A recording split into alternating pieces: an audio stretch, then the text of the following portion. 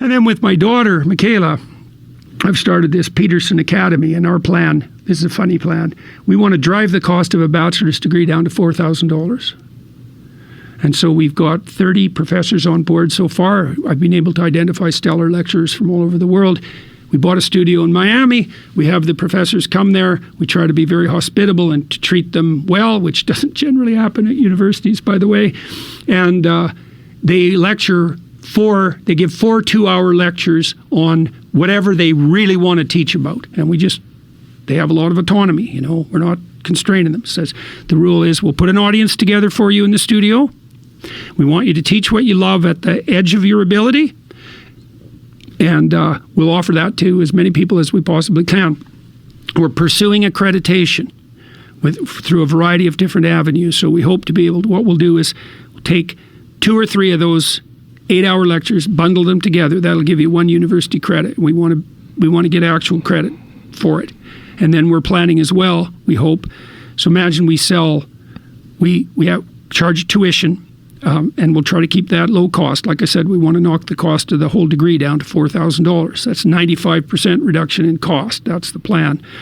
And then if you're in the developed world, we'd like to offer you the opportunity to pair yourself with a student in the developing world who couldn't afford it, and we'll give them the opportunity for free, but they'll be like your partner. So that should produce some interesting partnerships between people, you know, but also give people who don't have access to high quality university level education a real in. And we are talking to some different institutions, you know, mortar and brick institutions, about how accreditation might be pursued and how we could partner with them to also offer people other elements of the university experience that you can't easily virtualize. And we've developed a good app that adds a social component to it so that people can discuss the lectures while they're watching them, and, you know, can make social contacts and maybe have meetup groups in different cities. And so we want to universalize higher education. And then we're gonna set the grading system in stone. So the grade you'll get for this university will be your performance. So there'll be no grade inflation. So what we're hoping too is that if we're going to also, you know, amalgamate it with this essay program so that all our graduates will be able to write. We're hoping that a degree from this university will indicate to employers a true level of competence. And so that's the plan. And we've got, like I said, we have 30 professors on board already. I recorded 3 lectures for it now, one on the Sermon on the Mount, so that was really fun. One on, it'll be a 2-part one, but I did the first half of Nietzsche's Beyond Good and Evil, and I did a 8-hour summary of my book, Maps of Meaning. And so we have all sorts of other people who are, you know, from Cambridge and Oxford and Stanford and MIT, and then people from outside the academy too who are brilliant. Jonathan Pajot just did a series on symbolic thought. He's absolutely brilliant. Deepest religious thinker I've ever met. Old Testament prophet, man. Something to see. So we're going to roll that out, we hope, in November. And, you know, I'm working with the Daily Wire, and that seems to be going great too. They've been great partners.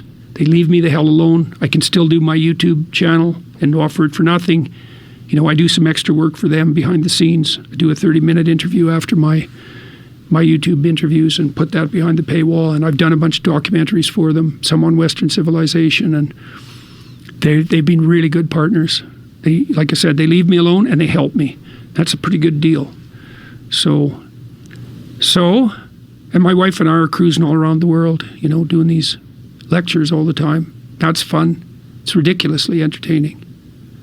And she's getting really good at it too. She opens the show. She usually tells about a 10-minute story about one of the rules from my latest book, ties that in with her life. And she's getting to be a real good public speaker. So that's really fun. She's got a good comedic touch. And my son's going to tour with us starting on the 30th. He's a musician, and I've had a musician, David Cotter, open my shows for the last 30 lectures, and he plays classical guitar. And so he does a 20-minute set while everyone's coming in to sit down, you know, and so that kind of sets a nice tone for the lecture. And then we do this exploration of an idea, and I do a Q&A with my wife, and that's the lectures. But it's an